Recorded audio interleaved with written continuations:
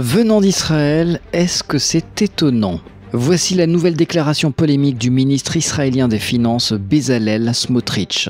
Il pourrait être justifié et moral de laisser mourir de faim 2 millions de civils. La veille, il avait ordonné la saisie de 24 millions d'euros de recettes fiscales destinées à l'autorité palestinienne. La guerre, c'est la paix, la liberté, c'est l'esclavage, l'ignorance, c'est la force. Pour comprendre cette inversion des valeurs, voici une autre déclaration de Bezalel Smotrich en mars 2023. Il n'y a pas de Palestiniens car il n'y a pas de peuple palestinien. En décembre 2023, le ministre des Finances israélien a préconisé un retour de colons à Gaza après le génocide. Il avait également estimé que l'État hébreu devrait encourager les Palestiniens à émigrer vers d'autres pays.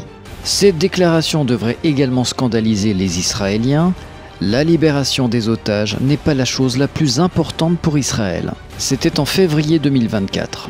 En juin 2024, selon un reportage du New York Times, le ministre d'extrême droite a déclaré à ses partisans qu'il agissait actuellement de manière à dissimuler au monde une annexion de fait avec le soutien total du Premier ministre.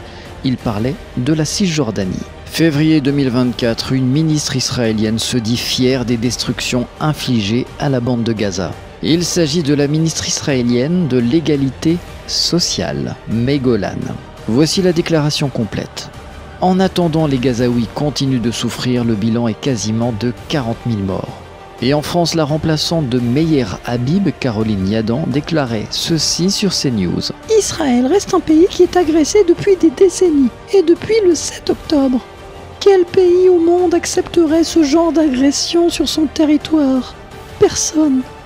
La guerre, c'est la paix, la liberté, c'est l'esclavage, l'ignorance, c'est la force.